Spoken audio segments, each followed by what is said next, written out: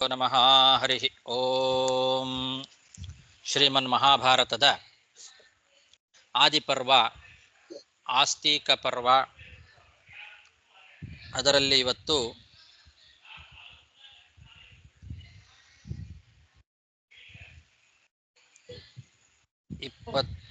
ಆಗಬೇಕಾ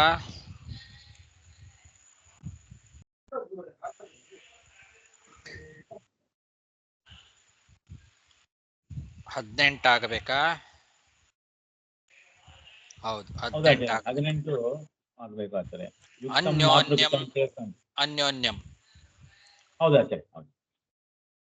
ಅನ್ಯೋನ್ಯಂ ಛಿಂದತಾಂ ಶಸ್ತ್ರೈಃ ಆದಿತ್ಯೇ ಲೋಹಿತಾಯತಿ ಪರಿಘೈಶ್ಚಾಯಸೈಃ ಪೀನೈಃ ಸನ್ನಿಕೃಷ್ಟೈಶ್ಚ ಮುಷ್ಟಿಭಿಃ ನಿಘ್ನತಾಂ ಸಮರೇನ್ಯೋನ್ಯಂ ಶಬ್ದೋ ದಿವಮಥಾ ಸ್ಪೃಶತೆ. ದೇವಾಸುರರ ಯುದ್ಧವನ್ನ ವರ್ಣನೆ ಮಾಡ್ತಾ ಇದ್ದಾರೆ ಗುರುಗಳೇ. ಇದರಲ್ಲಿ ಒಂದು ಲೈನ್ ಯಾವುದು? ನೀವು ಅನ್ಯೋನ್ಯಂ ಚಿನ್ನತಾಂ ಶಸ್ತ್ರೈರ್ ಆದಿತ್ಯ ಲೋಹಿತಾಯತಿ ಹೇಳಿದ್ರೆ ಅದಕ್ಕೆ ಮುಂಚೆ ಹಾಹಾಕಾರ ಸಮಭವತ್ ತತ್ರ ತತ್ರ ಸಹಸ್ರಶಃ ಅಂತಿದೆ. ಅದು ಹೇಳಿದೆ, ಅದು ಮೊನ್ನೆನೆ ನಾನು ಹೇಳಿದೆ. ತಥೋ ಹಲಹಲ ಶಬ್ದ ಸಂಬಭೂವ ಸಮಂತತಃ ಹಾಹಾರವ ಸಂಬಭೂವ ತತ್ರ ತತ್ರ ಸಮಂತತಃ. ಅದು 17ನೇ ಶ್ಲೋಕ. ಆ ಶ್ಲೋಕದ ಅರ್ಥ ಎಲ್ಲ ಕಡೆ ಹಾಲಾಹಲ ಹಲಾಹಲ ಅಂತ ಶಬ್ದ ಮತ್ತು ಹಾಹಾಕಾರ ಉಂಟಾಯಿತು ಅಂತ ಅಷ್ಟೇ ಅರ್ಥ ಅದಕ್ಕೆ. ಅದೇ ಈ ಹಾಹಾಕಾರ ಇದೆಯಲ್ಲ, ಹಾಹಾಕಾರದ ಮುಂದೆ ಮೊದಲ ಲೈನು ಇಲ್ವೇ ಇಲ್ಲ, ನನ್ನ ಹತ್ರ ಇಲ್ವೇ ಇಲ್ಲ. ತಥೋ ಹಲಹಲ ಶಬ್ದ ಅದಿಲ್ವಾ? ಇಲ್ವೇ ಇಲ್ಲ ಗುರುಗಳಲ್ಲಿ. ಅದು ಮೊನ್ನೆ ಹೇಳಿದ್ದೆ ನಾನು. ತಥೋ ಹಲಹಲ ಶಬ್ದ ಸಂಬಭೂವ ಸಮಂತತಃ ಹಾಹಾರವ ಸಂಬಭೂವ ತತ್ರ ತತ್ರ ಸಮಂತತಃ ಅಂತ. ಅಸುರರು ಎಲ್ಲರೂ ಕೂಡ ದೇವತೆಗಳ ಆಯುಧಗಳಿಂದ ಚಿನ್ನ ಚಿನ್ನರಾಗಿ ಅಲ್ಲಲ್ಲಲ್ಲಿ ಬಿದ್ದಿದ್ದಾರೆ. ಅವರ ಆ ದೊಡ್ಡ ದೊಡ್ಡ ತಲೆ, ದೊಡ್ಡ ದೊಡ್ಡ ಕೈಗಳು, ತೊಡೆಗಳು ಒಂದೊಂದು ಕೂಡ ತುಂಡು ತುಂಡು ತುಂಡಾಗಿ ಅಲ್ಲಲ್ಲಿ ಬಿದ್ದದ್ದು ದೊಡ್ಡ ದೊಡ್ಡ ಶಿಖರಗಳಂತೆ ಕಾಣಿಸ್ತಾ ಇದೆ. ದೊಡ್ಡ ದೊಡ್ಡ ಪರ್ವತಗಳ ಶಿಖರಗಳಂತೆ ಇದೆ. ಎಲ್ಲ ರಕ್ತದಿಂದ ತೊಯ್ದು ಬಿಟ್ಟಿದೆ. ಹಾಗಾಗಿ ಆ ಪರ್ವತಗಳ ಶಿಖರಗಳು ಗೈರಿಕಾದಿ ಕೆಂಪು ರಕ್ತದ ಧಾತುಗಳಿಂದ ಲಿಪ್ತವಾದಂತಹ ಪರ್ವತ ಶಿಖರಗಳು ಏನೋ ಅನ್ನೋ ರೀತಿಯಲ್ಲಿ ಕಾಣಿಸ್ತಾ ಇದೆ. ಎಲ್ಲ ಕಡೆಯಲ್ಲಿ ಹಲಾಹಲ ಶಬ್ದ, ಹಾಹಾಕಾರ ಎಲ್ಲ ಕೇಳಿಸ್ತಾ ಇದೆ. ಅಷ್ಟೊತ್ತಿಗೆ ಸೂರ್ಯ ಮುಳುಗಲಿಕ್ಕೆ ಪ್ರಾರಂಭ ಆಯಿತು. ಸೂರ್ಯಾಸ್ತದ ಸಮಯ. ಸೂರ್ಯ ಅಸ್ತ ಆಗ್ತಾ, ಸೂರ್ಯ ಕೆಂಪಾಗ್ತಾ ಇರುವಾಗ ಪರಸ್ಪರವಾಗಿ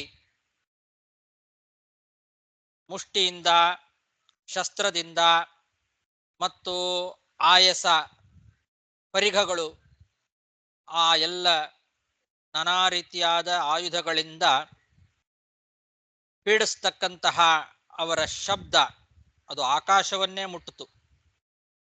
ಶಬ್ದ ದಿವಂ ಅಥ ಅಸ್ಪೃಶತ್ ಸಮರೆ ಅನ್ಯೋನ್ಯಂ. ಅವರನ್ನು ಪೀಡಿಸ್ತಕ್ಕಂತಹ ಶಬ್ದ ಪರಸ್ಪರವಾಗಿ ಮುಷ್ಟಿಯಿಂದ, ಶಸ್ತ್ರಗಳಿಂದ, ಪರಿಘೈಹಿ ಪರಿಘಾಯುಧ, ಆಯಸ ಮೊದಲಾದವುಗಳಿಂದ ಒಬ್ರಿಗೊಬ್ರು ಪರಸ್ಪರವಾಗಿ ತುಂಡು ಮಾಡಿಕೊಳ್ಳೋದು, ಹೊಡೆಯೋದು, ಇದೆಲ್ಲ ಶಬ್ದ. ಅದರಿಂದ ಉಂಟಾಗ್ತಕ್ಕಂತಹ ಶಬ್ದ ಆಕಾಶವನ್ನೇ ಮುಟ್ಟುವಂತೆ ಇತ್ತು ಅಂತ ಹೇಳ್ತಾ ಇದ್ದಾರೆ. ಅನ್ಯೋನ್ಯಂ ಛಿಂದತಾಂ ಶಸ್ತ್ರೈಃ ಆದಿತ್ಯೇ ಲೋಹಿತಾಯತಿ ಪರಿಘೈಶ್ಚಾಯಸೈಃ ಪೀನೈಃ ಸನ್ನಿಕೃಷ್ಟೈಶ್ಚ ಮುಷ್ಟಿಭಿಃ ನಿಘ್ನತಾಂ ಸಮರೇನ್ಯೋನ್ಯಂ ಶಬ್ದೋ ದಿವಮಥಾ ಸ್ಪೃಶತೆ.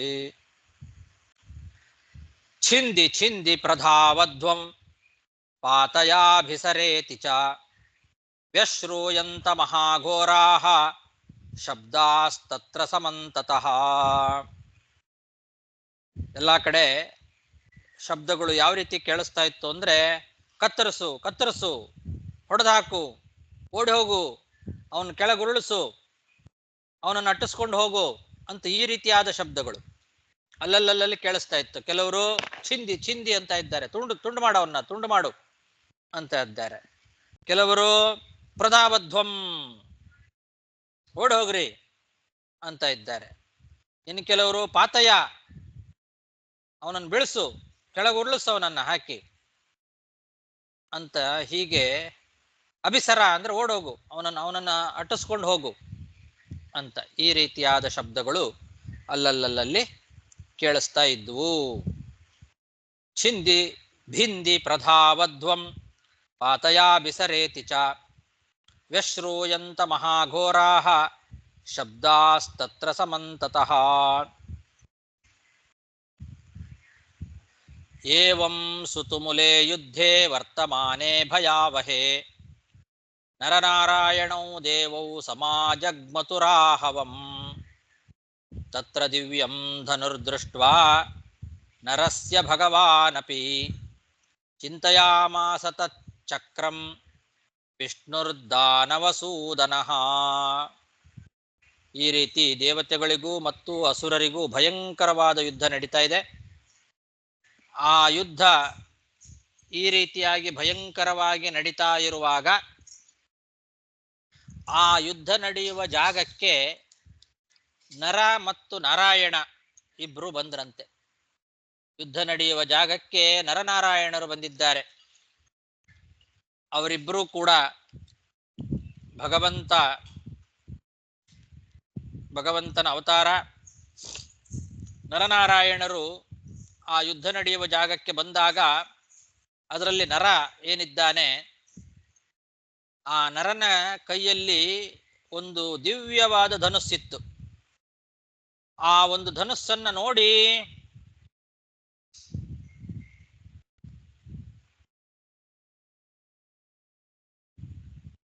ವಿಷ್ಣು, ಅವನೇ ವಿಷ್ಣು, ದಾನವಸೂದನಃ ವಿಷ್ಣು, ದಾನವರ ಸೂದನನಾದ ಅಂದ್ರೆ ನಾಶಕನಾಗಿರ್ತಕ್ಕಂತಹ ವಿಷ್ಣು ಏನು ಮಾಡಿದ, ತನ್ನ ಚಕ್ರವನ್ನ ಸ್ಮರಣೆ ಮಾಡಿದ. ನರನ ಕೈಯಲ್ಲಿ ಧನುಸ್ಸಿತ್ತು. ಅದನ್ನ ನೋಡಿ ಇವನೇನು ಮಾಡಿದ, ನಾರಾಯಣ ತನ್ನ ಚಕ್ರವನ್ನ ಸ್ಮರಣೆ ಮಾಡಿದ ಅಂತ ಅರ್ಥ. ಅಲ್ಲಿ ವಿಷ್ಣು ಅಂದ್ರೆ ನಾರಾಯಣ ಅಂತಾನೆ ಇಟ್ಕೊಳ್ಳಬೇಕು. ನರ ಮತ್ತು ನಾರಾಯಣ ಇಬ್ರು ಬಂದ್ರು ಅಂತ ಹಿಂದೆ ಹೇಳಿದ್ರು. ನರನಾರಾಯಣರು ಬಂದಾಗ ನರನ ಕೈಯಲ್ಲಿ ಒಂದು ದಿವ್ಯವಾದ ಧನುಸ್ಸಿತ್ತು. ಅದನ್ನ ನೋಡಿ ಭಗವಾನಪಿ, ಭಗವಂತನಾದ ವಿಷ್ಣುವು ಕೂಡ, ದಾನವಸೂದನನಾದಂತಹ ವಿಷ್ಣುವು ಕೂಡ ತನ್ನ ಚಕ್ರವನ್ನ ಚಿಂತನೆ ಮಾಡಿದ. ಏವಂ ಸುತುಮುಲೆ ಯುದ್ಧೇ ವರ್ತಮಾನೆ ಭಯಾವಹೇ ನರನಾರಾಯಣೌ ದೇವೌ ಸಮಾಜಗ್ಮತುರಾಹವಂ ತತ್ರ ದಿವ್ಯಂ ಧನುರ್ದೃಷ್ಟ್ವಾ ನರಸ್ಯ ಭಗವಾನಪಿ ಚಿಂತಯಾಮಾಸ ತಚ್ಚಕ್ರಂ ವಿಷ್ಣುರ್ದಾನವಸೂದನಃ.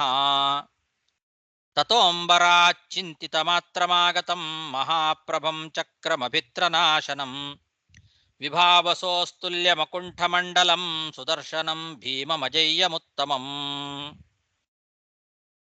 ಆ ವಿಷ್ಣು ಚಕ್ರವನ್ನ ಸ್ಮರಣೆ ಮಾಡಿದ ಕೂಡಲೇ ಆ ಚಕ್ರ, ಸುದರ್ಶನ ಚಕ್ರ ಬಂದ್ಬಿಡ್ತು. ಎಂಥ ಸುದರ್ಶನ ಚಕ್ರ ಅಂದ್ರೆ ಮಹಾಪ್ರಭಂ ಅಭಿತ್ರನಾಶನಂ. ಆ ಸುದರ್ಶನ ಚಕ್ರದ ಮಹಿಮೆಯನ್ನ, ಅದರ ಶಕ್ತಿಯನ್ನ ವರ್ಣನೆ ಮಾಡ್ತಾ ಇದ್ದಾರೆ. ಮಹಾಪ್ರಭಂ, ಒಳ್ಳೆ ಪ್ರಭೆ ಅದರದ್ದು, ಮಹಾಪ್ರಕಾಶ, ಮಹಾಜ್ವಾಲ ಅಂತಾರೆ. ಸುದರ್ಶನ ಮಹಾಜ್ವಾಲ, ಕೋಟಿ ಸೂರ್ಯ ಸಮಪ್ರಭಾ ಅಂತ ಅದನ್ನು ವರ್ಣನೆ ಮಾಡಿದ್ದಾರೆ. ಕೋಟಿ ಸೂರ್ಯರ ಪ್ರಭೆಗೆ ಸಮಾನವಾದಂತಹ ಪ್ರಭೆ. ಅಂತಹ ಮಹಾಪ್ರಭಂ ಅಭಿತ್ರ ನಾಶನಂ, ಶತ್ರುಗಳನ್ನ ನಾಶ ಮಾಡ್ತಕ್ಕಂಥದ್ದು. ವಿಭಾವಸೋಹೋ ತುಲ್ಯಂ, ಅಗ್ನಿಗೆ ಸಮಾನವಾದ ಪರಾಕ್ರಮ, ಎಲ್ಲವನ್ನೂ ಸುಟ್ಟು ಹಾಕ್ತಕ್ಕಂತಹ ಸಾಮರ್ಥ್ಯ ಅಗ್ನಿಗಿದೆ.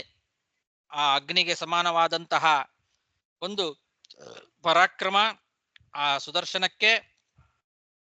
ಅಕುಂಠ ಮಂಡಲಂ, ಪೂರ್ಣ ಮಂಡಲವನ್ನ ಹೊಂದಿರತಕ್ಕಂಥದ್ದು, ಅಂದ್ರೆ ದುಂಡಗೆ ಮಂಡಲಾಕಾರವಾಗಿದೆ.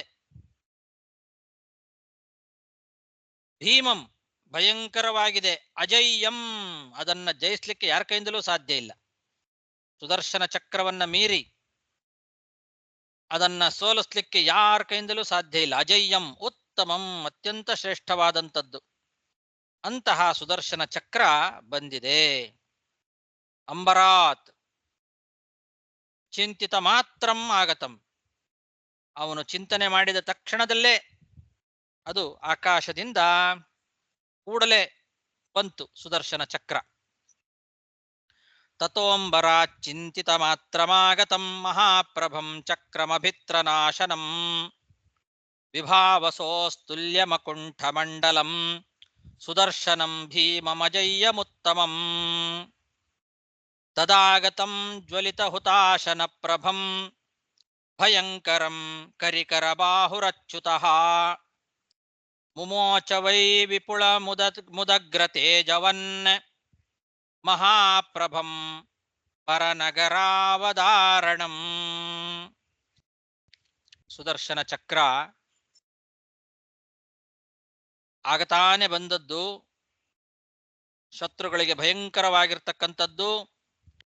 ಉರಿತಕ್ಕಂತಹ ಬೆಂಕಿಗೆ ಹೇಗೋ ಅದರಂತೆ ಕಾಂತಿ, ಜ್ವಲಿಸ್ತಾ ಇರತಕ್ಕಂತಹ ಅಗ್ನಿ ಹೇಗೆ ಕಾಂತಿಯುಕ್ತವಾಗಿರ್ತದೋ ಅದರಂತೆ ಜ್ವಲಿತ ಹುತಾಶನ ಪ್ರಭಂ, ಜ್ವಲನವಾಗ್ತಾ ಇರತಕ್ಕಂತಹ ಉರಿತಕ್ಕಂತಹ ಬೆಂಕಿಗೆ ಸಮಾನವಾದ ಕಾಂತಿ, ಭಯಂಕರವಾದದ್ದು, ವಿಸ್ತಾರವಾಗಿರ್ತಕ್ಕಂಥದ್ದು, ಒಳ್ಳೆ ಉದೀರ್ಣವಾದ ತೇಜಸ್ಸು, ಉಗ್ರ ತೇಜವನ್ ಮಹಾಪ್ರಭೆ ಇರುವಂಥದ್ದು.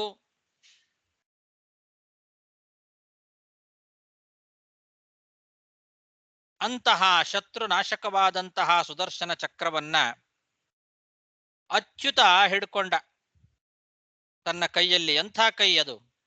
ಕರಿಕರ ಬಾಹುಹು ಅಚ್ಯುತ. ಅಚ್ಯುತ ಅವನ ಹೆಸರೇ ಅಚ್ಯುತ, ಅವನಿಗೆ ನಾಶವೇ ಇಲ್ಲ. ಆ ಭಗವಂತ ಅಚ್ಯುತ, ಅವನ ಕೈ ಕರಿಕರ ಬಾಹು, ಕರಿಕರದಂತಹ ಬಾಹುಗಳು, ಅಂದ್ರೆ ಆನೆಯ ಸೊಂಡಿಲಿನಂತೆ ಇರತಕ್ಕಂತಹ ಬಾಹುಗಳು. ಆ ಬಾಹುಗಳುಳ್ಳಂತಹ ಅಚ್ಯುತ ತನ್ನ ಕೈಯಲ್ಲಿ ಹಿಡಿದು ಆ ಶತ್ರುಗಳ ಸೈನ್ಯದ ಮೇಲೆ ಆ ಸುದರ್ಶನ ಚಕ್ರವನ್ನ ಪ್ರಯೋಗ ಮಾಡಿದ.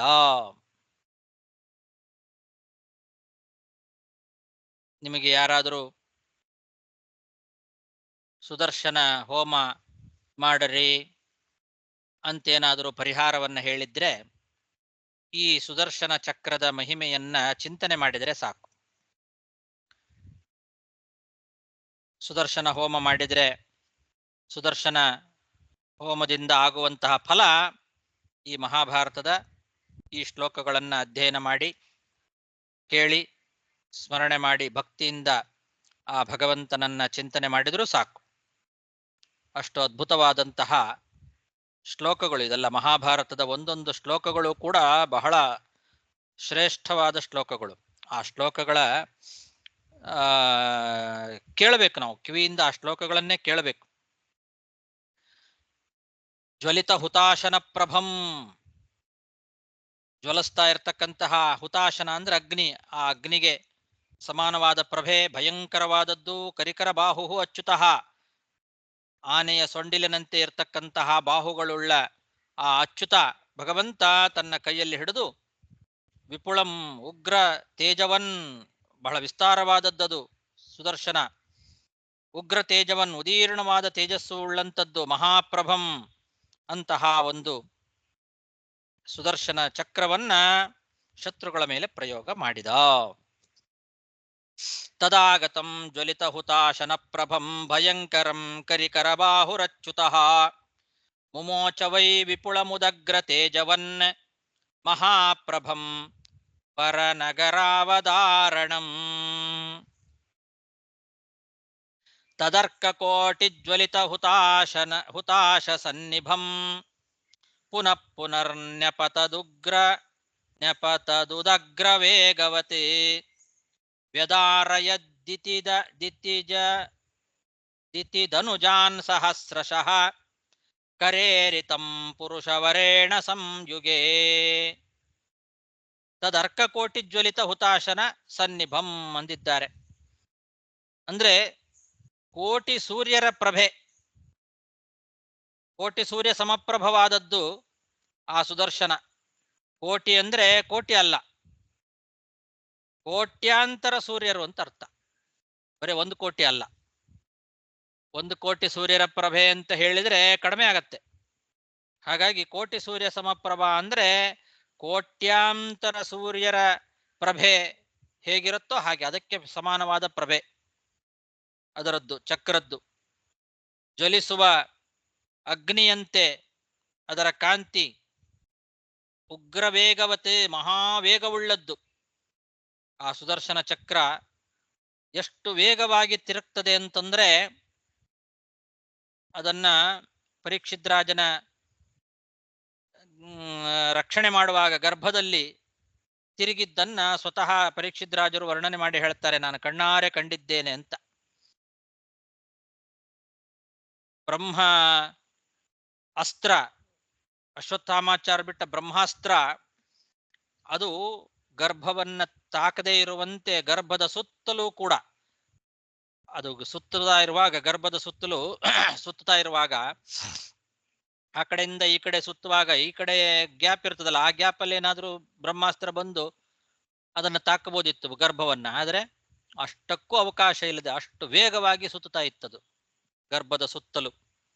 ಯಾವ ಪ್ರದೇಶದಲ್ಲೂ ಒಂದು ಚೂರು ಒಳಗೆ ಹೋಗ್ಲಿಕ್ಕೆ ಅವಕಾಶ ಇಲ್ಲದಂತೆ ಗರ್ಭದ ಸುತ್ತಲೂ ಕೂಡ ಅಷ್ಟು ವೇಗವಾಗಿ ಸುತ್ತುತ್ತಾ ಇತ್ತು ಸುದರ್ಶನ ಚಕ್ರ. ಅದಕ್ಕೆ ಇಲ್ಲಿ ಉಗ್ರ ವೇಗವತ್ ಅಂತ ಹೇಳಿದ್ದಾರೆ.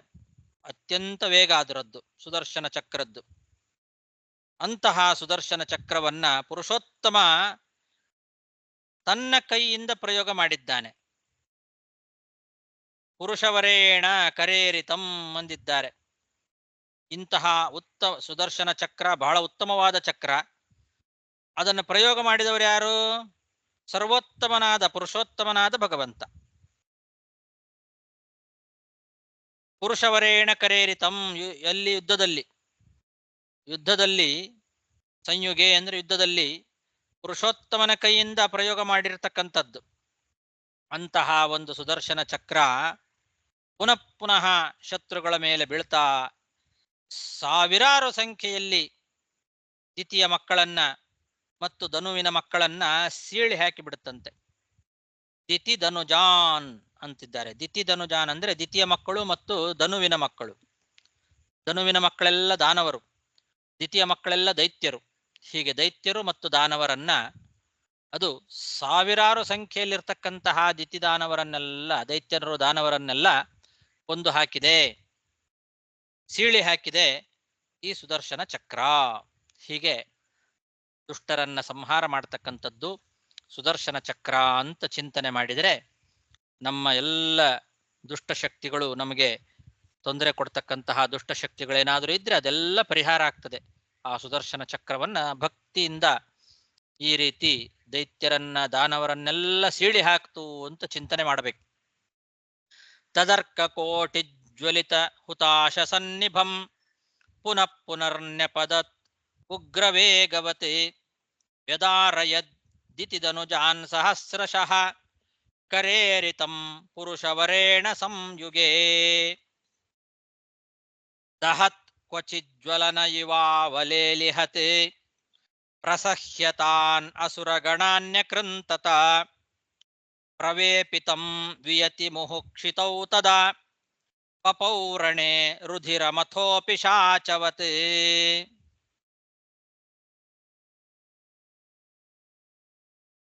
ಆ ಸುದರ್ಶನ ಚಕ್ರ ಒಂದೊಂದು ಸಲ ಅಗ್ನಿಯಂತೆ ಸುಡ್ತಾ ಜ್ವಲಿಸ್ತಾ ಇತ್ತು, ಮತ್ತೆ ಕೆಲವು ಸಲ ಅಗ್ನಿಯ ಜ್ವಾಲೆಯಂತೆ ನೆಕ್ತಾ ಇತ್ತು ಅಂತ ಹೇಳ್ತಾರೆ. ದಹತ್ ಕ್ವಚಿತ್ ಜ್ವಲನಃ ಇವ ದಹತ್, ಸುಡೋದು. ಕ್ವಚಿತ್ ಅವಲೇಲಿಹತ್, ಅಗ್ನಿಯ ಜ್ವಾಲೆಗಳಂತೆ ನೆಕ್ತಾ ಇತ್ತು ಅಂತ. ಪ್ರಸಹ್ಯ ತಾನಸುರಗಣ ನ್ಯಕ್ರಂತತ. ತನ್ನ ಸ್ವಾಭಾವಿಕವಾದ ಬಲದಿಂದ ಆ ಸುದರ್ಶನ ಚಕ್ರ ಎಲ್ಲ ಅಸುರರ ಸಮೂಹಗಳನ್ನೆಲ್ಲ ಕತ್ತರಿಸಿ ಹಾಕಿಬಿಡ್ತು. ಒಂದೊಂದ್ಸಲ ಭೂಮಿಯಲ್ಲಿ ಸಂಚಾರ ಮಾಡ್ತಾ ಇತ್ತು, ಒಂದೊಂದ್ಸಲ ಆಕಾಶದಲ್ಲಿ ಸಂಚಾರ ಮಾಡ್ತಾ ಇತ್ತು. ಹೀಗೆ ಎಲ್ಲ ಕಡೆಯಲ್ಲಿ ಸಂಚಾರ ಮಾಡ್ತಾ ಮುಹು ವಿಯತಿ ಕ್ಷಿತವು ಅಂತ. ವಿಯತಿ ಅಂದ್ರೆ ಆಕಾಶದಲ್ಲಿ, ಕ್ಷಿತವು ಅಂದ್ರೆ ಭೂಮಿಯಲ್ಲಿ. ಆ ಸುದರ್ಶನ ಚಕ್ರ ಒಂದ್ಸಲ ನೋಡಿದ್ರೆ ಭೂಮಿಯಲ್ಲಿ ಇರ್ತಿತ್ತು, ಮತ್ತೊಂದ್ಸಲ ನೋಡಿದ್ರೆ ಆಕಾಶದಲ್ಲಿ ಇರ್ತಿತ್ತು. ಹೀಗೆ ಎಲ್ಲ ಕಡೆಯಲ್ಲೂ ಸಂಚಾರ ಮಾಡ್ತಾ ಎಲ್ಲಾ ಕಡೆ ಇರುವಂತಹ ದೈತ್ಯರ ರಕ್ತವನ್ನ ಕುಡಿದು ಪಾನ ಮಾಡಿಬಿಡ್ತು ಅಂತ ಹೇಳ್ತಾ ಇದ್ದಾರೆ. ಪಿಶಾಚಿಯಂತೆ ಅಂತ. ಪಿಶಾಚಿ ಹೇಗೆ ರಕ್ತವನ್ನ ಕುಡಿತದೋ ಹಾಗೆ ಈ ಸುದರ್ಶನ ಚಕ್ರ ಎಲ್ಲ ದೈತ್ಯರ ರಕ್ತವನ್ನೇ ಪಾನ ಮಾಡಿಬಿಡ್ತು. ಆಕಾಶದಲ್ಲಿ ಮತ್ತು ಭೂಮಿಯಲ್ಲಿ ಸಂಚಾರ ಮಾಡ್ತಾ ಅಗ್ನಿಯ ಜ್ವಾಲೆಯಂತೆ ನೆಕ್ತಾ ಇತ್ತು. ಒಮ್ಮೊಮ್ಮೆ ಅಗ್ನಿಯಂತೆ ಸುಡ್ತಾ ಇತ್ತು, ಜ್ವಲಿಸ್ತಾ ಇತ್ತು. ಆ ರೀತಿ ಎಲ್ಲ ದುಷ್ಟರನ್ನು ಕೂಡ ಆ ದೈತ್ಯರ ರಕ್ತವನ್ನೆಲ್ಲ ಪಾನ ಮಾಡಿಬಿಟ್ಟಿದೆ ಪಿಶಾಚಿಯಂತೆ. ದಹತ್ ಕ್ವಚಿಜ್ವಲನ ಇವಾ ವಲೇಲಿಹತೆ ಪ್ರಸಹ್ಯತಾನ್ ಅಸುರಗಣಾನ್ಯಕ್ರಂತತ ಪ್ರವೇಪಿತಂ ವಿಯತಿ ಮುಹುಕ್ಷಿತೌ ತದಾ ಪಪೌರಣೆ ರುದಿರಮಥೋ ಪಿಶಾಚವತ್.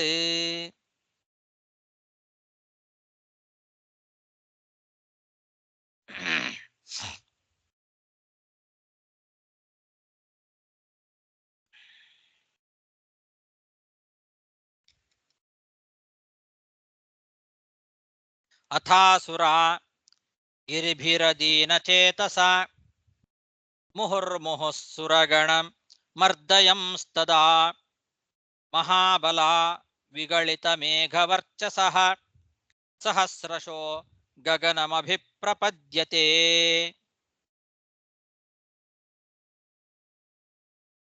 ಆ ಅಸುರರು ಮಹಾಬಲಶಾಲಿಗಳು.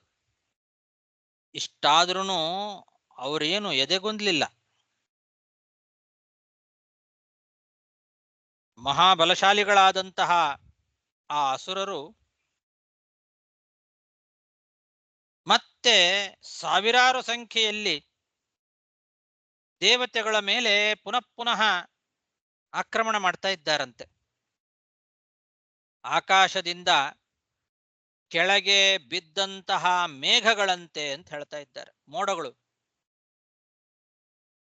ಗಿರಿಭಿ ಹಿ ಅಧೀನಚೇತಾಹ ವಿಗಳಿತ ಮೇಘವರ್ಚಸಃ ಅಂತ. ಮಹಾಬಲಾಹ, ಅವರ ಬಲ ಮಹಾಬಲ ಅಸುರರದ್ದು.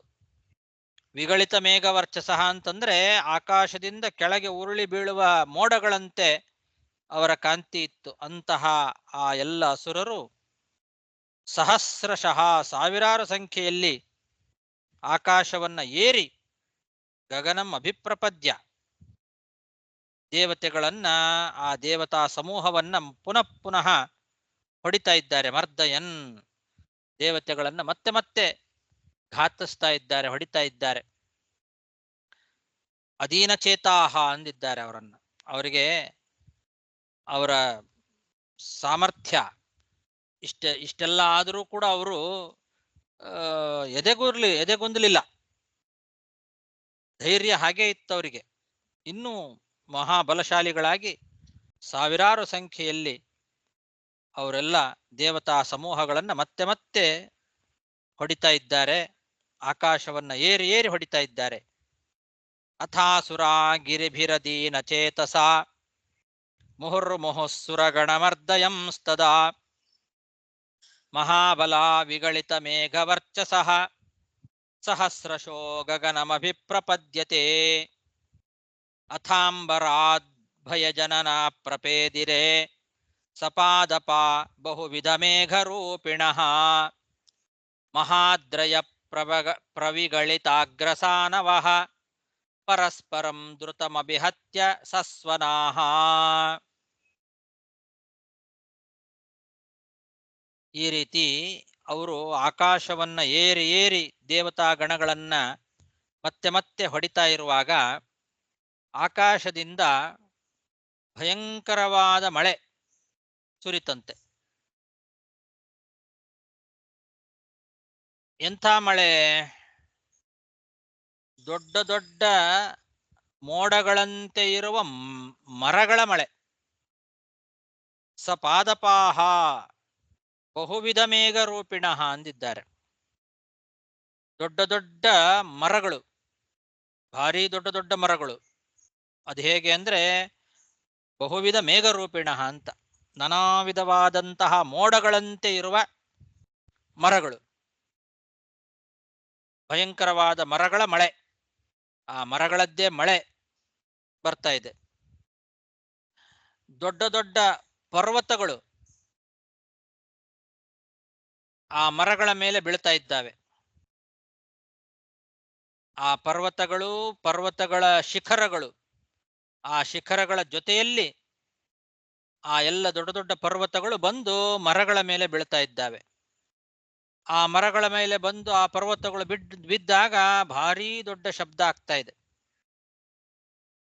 ಆ ರೀತಿ ಶಬ್ದವನ್ನ ಮಾಡ್ತಾ ದೊಡ್ಡ ದೊಡ್ಡ ಪರ್ವತಗಳೆಲ್ಲ ಬಂದು ಕೆಳಗೆ ಉರುಳಿದುವಂತೆ. ಪರ್ವತಗಳ ಶಿಖರಗಳ ತುಂಡುಗಳೆಲ್ಲ ಬಂದು ಬಂದು ಬೀಳ್ತಾ ಇದ್ದಾವೆ. ಹೀಗೆ ಶಿಖರಗಳಿಂದ ಸಹಿತವಾದ ದೊಡ್ಡ ದೊಡ್ಡ ಪರ್ವತಗಳೇ ಕೆಳಗೆ ಉರುಳಿದುವು. ಅಥಾಂಬರಾದ್ ಭಯಜನನ ಪ್ರಪೇದಿರೆ ಸಪಾದಪಾ ಬಹುವಿಧ ಮೇಘ ರೂಪಿಣಃ ಮಹಾದ್ರಯ ಪ್ರವಿಗಳಿತಾಗ್ರಸಾನವಃ ಪರಸ್ಪರಂ ದ್ರುತಮಭಿಹತ್ಯ ಸಸ್ವನಾಃ ತತೋ ಮಹೀ ಪ್ರವಿಚಲಿತಾ ಸಕಾನನಾ ಮಹಾದ್ರಿಪಾತಾ ವಿಹತಾಃ ಸಮಂತತಃ ಪರಸ್ಪರಂ ಭೃಶಮಭಿಗಮ್ಯ ಸಸ್ವನಂ ವಿಮರ್ದನಂ ಭೃಶಮಭಿಸಂಪ್ರವರ್ತತೆ. ಆ ರೀತಿ ದೊಡ್ಡ ದೊಡ್ಡ ಪರ್ವತಗಳೆಲ್ಲ ಬಂದು ಬಿದ್ರೆ ಈ ಭೂಮಿಯೇ ಅಲುಗಾಡಿ ಬಿಡ್ತು. ಭೂಮಿಯಲ್ಲಿ ಬೇಕಾದಷ್ಟು ದೊಡ್ಡ ದೊಡ್ಡ ಪರ್ವತಗಳೆಲ್ಲ ಇದ್ದಾವೆ, ಇದು ಕಾಡುಗಳೆಲ್ಲ ಇದ್ದಾವೆ. ಸಕಾನನಾಹ ಅಂದ್ರೆ ಕಾಡುಗಳಿಂದ ಸಹಿತವಾದ ಭೂಮಿ, ಮಹಿ ಪ್ರವಿಚಲಿತ ಅಲುಗಾಡಿ ಬಿಡ್ತು. ಸಕಾನನ ಮಹಿ, ಕಾನನಗಳಿಂದ ಸಹಿತವಾದ ಮಹಿ ಅಂದ್ರೆ ಅನೇಕ ವನಗಳಿಂದ ಸಹಿತವಾದ, ಕಾಡುಗಳಿಂದ ಸಹಿತವಾದಂತಹ ಭೂಮಿಯೇ ಆ ಪರ್ವತಗಳು ಬಿದ್ದ ರಭಸಕ್ಕೆ ಭೂಮಿಯೇ ಅಲುಗಾಡಿ ಬಿಡ್ತು, ಭೂಕಂಪ ಆಯ್ತು.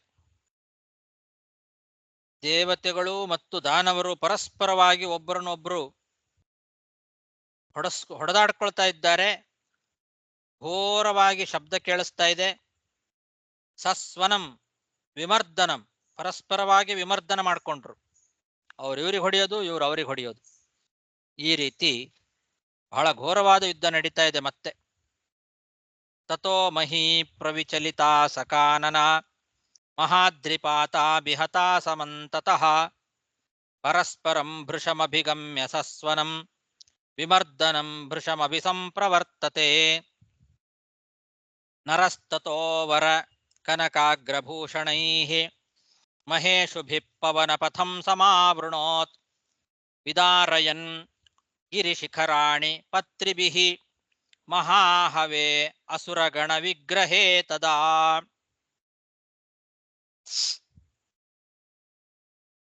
ಆವಾಗ ನರ ಇದ್ದಾನಲ್ಲ, ಅವನೇನು ಮಾಡಿದ ಅಂದ್ರೆ ಒಳ್ಳೆ ಶ್ರೇಷ್ಠವಾದಂತಹ ಬಂಗಾರದ ಆಭರಣಗಳಿಂದ ಅಲಂಕೃತವಾದ ಬಾಣಗಳನ್ನು ತಗೊಂಡು ಆ ಬಾಣಗಳಿಂದ ಇಡೀ ಆಕಾಶವನ್ನೇ ಮುಚ್ಚಿ ಹಾಕಿಬಿಟ್ಟ. ಅದು ಎಂಥ ಆಕಾಶ! ಪವನಪಥಂ, ವಾಯುಪಥ, ಗಾಳಿ ಸಂಚಾರ ಮಾಡಲಿಕ್ಕೆ ದಾರಿಯಾಗಿರ್ತಕ್ಕಂಥದ್ದು ಆಕಾಶ. ಪವನಪಥ ಏನಿದೆ, ವಾಯುಗೆ ಪಥವಾದಂತಹ ಆಕಾಶ, ಆ ಇಡೀ ಆಕಾಶವನ್ನೇ ಮುಚ್ಚಿ ಹಾಕಿಬಿಟ್ಟ. ನರ ಬಾಣಗಳಿಂದ. ಅವನ ಬಾಣಗಳು ಹೇಗಿತ್ತು ಅಂದ್ರೆ ವರ ಕನಕಾಗ್ರಭೂಷಣೈಹಿ ಎಂದಿದ್ದಾರೆ. ಕನಕ ಅಂದ್ರೆ ಬಂಗಾರ, ಒಳ್ಳೆ ಶ್ರೇಷ್ಠವಾದ ಬಂಗಾರ ವರಕನಕ, ಅದರ ಅಗ್ರ ಸುವರ್ಣ ಬಂಗಾರದ ಆಭರಣಗಳಿಂದ ಅಲಂಕಾರ ಮಾಡಿದ್ದಂತೆ ಆ ಒಂದು ಬಾಣಗಳನ್ನ. ಅಂತಹ ಬಾಣಗಳಿಂದ ನರ ಇಡೀ ಆಕಾಶವನ್ನೇ ಮುಚ್ಚಿ ಹಾಕಿಬಿಟ್ಟ. ಅಸುರರ ಜೊತೆಗೆ ಏನೊಂದು ಯುದ್ಧ ನಡೀತಲ್ಲ, ಆ ಯುದ್ಧದಲ್ಲಿ ತನ್ನ ಬಾಣಗಳಿಂದ ದೊಡ್ಡ ದೊಡ್ಡ ಪರ್ವತಗಳು, ಶಿಖರಗಳು, ಅವುಗಳನ್ನೆಲ್ಲ ಸೀಳ್ತಾ ಯುದ್ಧ ಮಾಡಿದ ನರ. ಸುವರ್ಣದ ಬಂಗಾರದ ಆಭರಣಗಳಿಂದ ಸಹಿತವಾದ ಅಲಂಕೃತವಾದ ಬಾಣಗಳಿಂದ ದೊಡ್ಡ ದೊಡ್ಡ ಪರ್ವತಗಳನ್ನೆಲ್ಲ ಸೀಳಿ ಯುದ್ಧ ಮಾಡಿದ.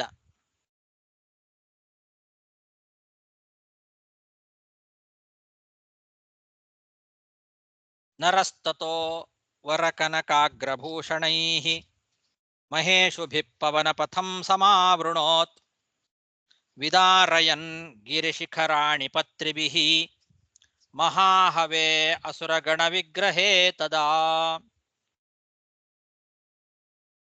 ತತೋ ಮಹೀಂ ಲವಣಜಲಂ ಚ ಸಾಗರಂ ಮಹಾಸುರಾ ಪ್ರವಿವಿಶುರರ್ದಿತಾಸುರೈಃ ವಿಯದ್ಗತಂ ಜ್ವಲಿತಹುತಾಶನಪ್ರಭಂ ಸುದರ್ಶನಂ ಪರಿಕುಪಿತಂ ನಿಶಾಮ್ಯ ಚ. ಈ ಕಡೆಗೆ ಇವನು ವಿಷ್ಣು ಸುದರ್ಶನ ಚಕ್ರದಿಂದ ಯುದ್ಧ ಮಾಡಿದ್ನಲ್ಲ, ಆ ಸುದರ್ಶನ ಚಕ್ರ ಅಗ್ನಿಯಂತೆ ಜ್ವಲಿಸ್ತಾ ಇದೆ. ಅದಕ್ಕೆ ಸಿಟ್ಟು ಬೇರೆ ಬಂದಿದೆ. ಕ್ರೋಧೋ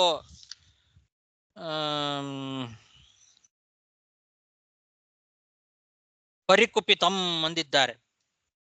ಬಹಳ ಸಿಟ್ಟು ಬಂದಿತ್ತಂತೆ ಸುದರ್ಶನ ಚಕ್ರಕ್ಕೆ. ಅಂತಹ ಸುದರ್ಶನ ಚಕ್ರ ಆಕಾಶದಲ್ಲಿ ತಿರುಗ್ತಾ ಇದೆ. ಅಗ್ನಿಯ ಕಾಂತಿಯಂತೆ ಕಾಂತಿಯಿಂದ ಆ ಸುದರ್ಶನ ಚಕ್ರ ಸಿಟ್ಟಿನಿಂದ ತಿರುಗ್ತಾ ಇದೆ ಆಕಾಶದಲ್ಲಿ. ಅದನ್ನು ನೋಡಿದ್ರು ಈ ಅಸುರರು. ನೋಡಿದ ಆ ಎಲ್ಲ ಮಹಾ ಅಸುರರು ದೇವತೆಗಳ ಅಸ್ತ್ರಶಸ್ತ್ರಗಳಿಂದ ಹೊಡೆಸ್ಕೊಂಡು ಆಮೇಲೆ ಅವರು ಭೂಮಿಯನ್ನ ಮತ್ತೆ ಲವಣ ಸಮುದ್ರವನ್ನ ಸೇರ್ಕೊಂಡ್ರಂತೆ. ಒಳಗೆ ಹೋಗಿ ಭೂಮಿಯಲ್ಲಿ ಎಲ್ಲೆಲ್ಲೋ ಹೋಗಿ ಅಡಕ್ಕೊಂಡ್ರು. ಲವಣ ಸಮುದ್ರವನ್ನ ಹೋಗಿ ಸೇರಿದ್ರು ಆ ಎಲ್ಲ ಅಸುರರು. ದೇವತೆಗಳಿಂದ ಹೊಡೆಸ್ಕೊಂಡು ಆ ಸುದರ್ಶನ ಚಕ್ರವನ್ನ ನೋಡಿ, ಆ ಸುದರ್ಶನ ಚಕ್ರದ ಒಂದು ಮಹಿಮೆಯನ್ನ, ಜ್ವಲಿಸುವ ಕಾಂತಿಯನ್ನ, ಅದರ ಸಿಟ್ಟು ನೋಡಿ ಆ ಅಸುರರೆಲ್ಲ ಓಡಿ ಹೋದ್ರು. ಓಡಿ ಹೋಗಿ ಲವಣ ಜಲವನ್ನ ಸೇರಿದ್ರು. ಮಹೀಂ ಲವಣ ಜಲಂಚ ಅಂತ ಭೂಮಿಯನ್ನ ಸೇರ್ಕೊಂಡ್ರು ಮತ್ತು ಲವಣ ಸಮುದ್ರವನ್ನ ಸೇರ್ಕೊಂಡ್ರು. ತತೋ ಮಹೀಂ ಲವಣ ಜಲಂ ಚ ಸಾಗರಂ ಮಹಾಸುರ ಪ್ರವಿವಿಶುರರ್ದಿತಾಸುರೈಃ ವಿಯದ್ಗತಂ ಜ್ವಲಿತಹುತಾಶನ ಪ್ರಭಂ ಸುದರ್ಶನಂ ಪರಿಕುಪಿತಂ ನಿಶಾಮ್ಯ ಚ. ತತಸ್ತು ತೈರ್ವಿಜಯಮವಾಪ್ಯ ಮಂದರಃ ಸ್ವಮೇವ ದೇಶಂ ಗಮಿತಃ ಸುಪೂಜಿತಃ ವಿನಾದ್ಯಖಂ ದಿವಮಪಿ ಚೈವ ಸರ್ವಶಃ ತತೋ ಗತಾಃ ಸಲಿಲಧರಾ ಯಥಾಗತಂ. ಈ ರೀತಿ ದೇವತೆಗಳಿಗೆ ಜಯವನ್ನ ತಂದುಕೊಟ್ಟ ಭಗವಂತ. ದೇವತೆಗಳು ಜಯದಿಂದ ಸಂಭ್ರಮವನ್ನ ಆಚರಣೆ ಮಾಡಿದರು. ಆ ದೇವತೆಗಳ ವಿಜಯವನ್ನ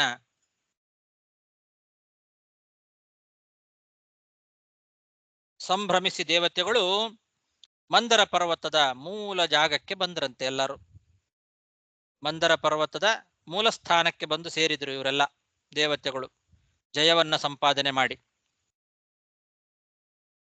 ಇನ್ನು ಆಕಾಶದಲ್ಲಿರುವ ಮೋಡಗಳು, ಅಲ್ಲಲ್ಲಿ ಸೇರಿರ್ತಕ್ಕಂತಹ ಮೋಡಗಳೆಲ್ಲ ತಮ್ಮ ತಮ್ಮ ದಿಕ್ಕುಗಳು, ಯಾವ ದಿಕ್ಕೋ ಆ ದಿಕ್ಕಿಗೆ ಎಲ್ಲ ಹೊರಟೋದುವಂತೆ. ಗುಡುಕ್ತಾ ಶಬ್ದ ಮಾಡ್ತಾ, ಪ್ರತಿಧ್ವನಿಯನ್ನ ಮಾಡ್ತಾ ದಿಕ್ಕುಗಳಲ್ಲಿ ಆ ಮೋಡಗಳೆಲ್ಲ ತಮ್ಮ ತಮ್ಮ ದಾರಿಯನ್ನು ಹಿಡ್ಕೊಂಡು ಆಕಾಶಗಳೆಲ್ಲ ಹೋದವು. ತತಸ್ತು ತೈರ್ವಿಜಯಮವಾಪ್ಯ ಮಂದರಃ ಸ್ವಮೇವ ದೇಶಂ ಗಮಿತಃ ಸುಪೂಜಿತಃ ವಿನಾದ್ಯಖಂ ದಿವಮಪಿ ಚೈವ ಸರ್ವಶಃ ತಥೋ ಗತಾ ಸಲಿಲಧರಾ ಯಥಾ ಗತಂ.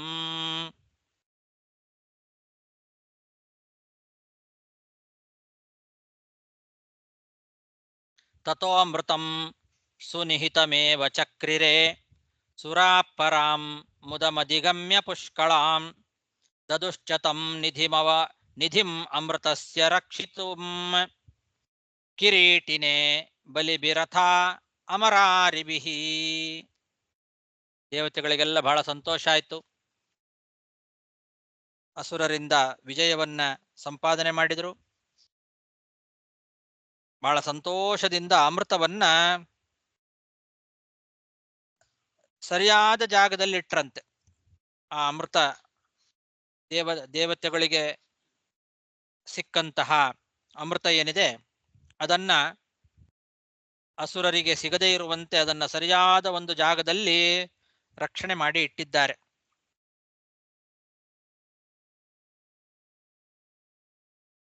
ಬಲಿಷ್ಠರಾದಂತಹ ಆ ಅಸುರರನ್ನ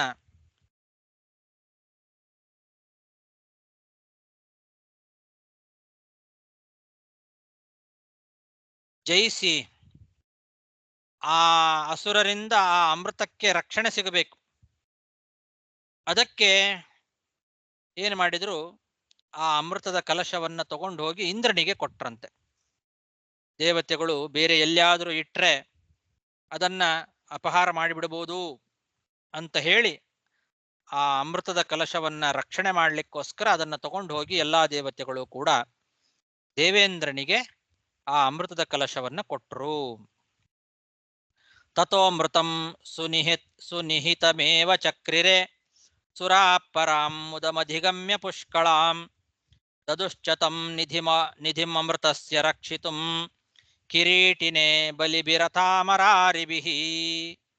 ಇತಿ ಶ್ರೀಮನ್ಮಹಾಭಾರತೆ ಶತಸಹಸ್ರಿಕಾಯಾಂ ಸಂಹಿತಾಯಾಂ ಆದಿಪರ್ವಣಿ ಸಪ್ತದಶೋಧ್ಯಾಯಃ. ಶ್ರೀಕೃಷ್ಣಾರ್ಪಣಮಸ್ತು.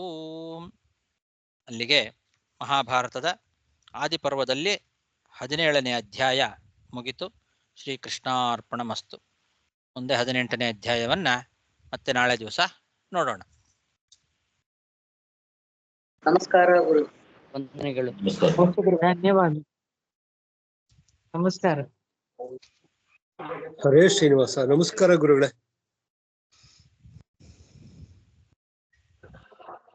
ನಮಸ್ಕಾರ ಆಚಾರ್ಯ.